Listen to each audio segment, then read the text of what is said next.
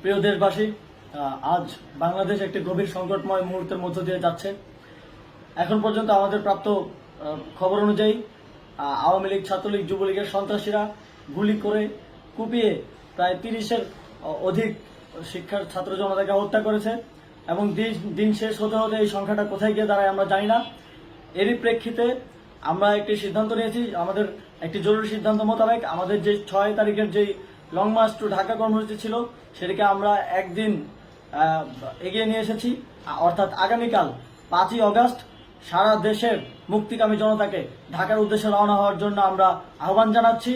যারা পারবেন, যাদের পক্ষে সম্ভব হবে, আজ রাতেই আপনারা ঢাকার উদ্দেশ্যে রওনা হয়ে যান। আমরা আগামীকাল সারা দেশের মুক্তিকামী জনতাকে ঢাকায় আসার আহ্বান জানাচ্ছি।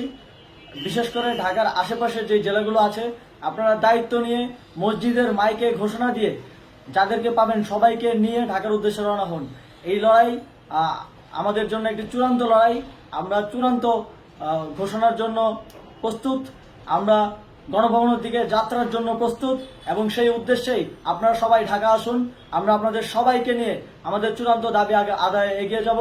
আমি জানি না সমন্বয়করা আজকে রাতে বেঁচে থাকতে পারবে কিনা, কিন্তু আপনাদের উপর আমরা এই দায়িত্ব দিচ্ছি।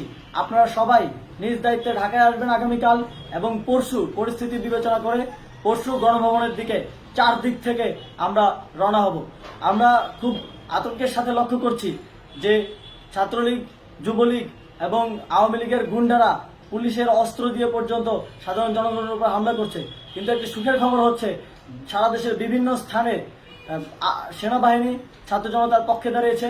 আবার কিছু কিছু জায়গায় যেমন মিরপুর ও মোহাম্মদপুরে সেনাবাহিনী ছাত্র জনতার বিপক্ষে দাঁড়িয়ে গুলি চালাচ্ছে। আমরা সেনাবাহিনীর প্রতি আহ্বান জানাতে চাই, আপনারা এদেশের নাগরিক এবং আপনারা এদেশের নিরাপত্তার দায়িত্বে আছেন, এদেশের জনগণের যানবাহনের নিরাপত্তার দায়িত্বে আছেন। আপনারা দেশের পক্ষে এবং দেশের জনগণের জন্য কাজ করবেন। কোনো খুনি সরকারের জন্য, কোনো খুনি রাজনৈতিক দলের জন্য কাজ করবেন না। এটি এদেশের জনগণ আপনাদের থেকে প্রত্যাশা করে। আমাদের এই আন্দোলনে সম্পূর্ণ সমর্থন দিয়ে হয় নিরপেক্ষ থাকুন, অথবা এই খুনি বাহিনীকে, সরকারের খুনি বাহিনীকে প্রতিহত করুন, তাদেরকে যথাযথ শাস্তির আওতায় নিয়ে আসুন। যেই কারফিউ সরকারের পক্ষ থেকে ঘোষণা করা হয়েছে, আমরা স্পষ্টভাবে বলতে চাই, সেনাবাহিনী এই ধরনের কোনো কারফিউ বাস্তবায়নের জন্য মাঠে না নামে। যদি মাঠে নামে তাহলে সেনাবাহিনী স্পষ্টভাবে অফিসিয়ালি জনতার বিরুদ্ধে দাঁড়াবে। আমরা চাই না সরকারের এই ষড়যন্ত্রে সেনাবাহিনী পা দিক। সেনাবাহিনীকে জনতার বিরুদ্ধে দাঁড়ানোর যে ষড়যন্ত্র সরকার রচনা করছে সেটিতে সেনাবাহিনী পা দিবে না, এই বিশ্বাস আমরা রাখতে চাই।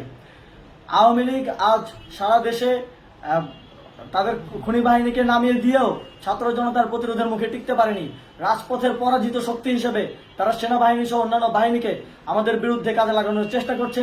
এই চেষ্টাকে, এই ষড়যন্ত্রকে ব্যর্থ করতে হবে এবং আগামীকাল সারা দেশে মসজিদে মসজিদে ঘোষণা দিয়ে ঢাকার উদ্দেশ্যে আপনারা রওনা হন। প্রত্যেকটি পরিবার থেকে অন্ততপক্ষে একজনকে ঢাকার উদ্দেশ্যে রওনা করে দিন, এই ইতিহাসের সাক্ষী হতে, একটি নতুন বাংলাদেশের অভ্যুদয় ঘটানোর একজন কর্মী হতে। ধন্যবাদ সকলকে।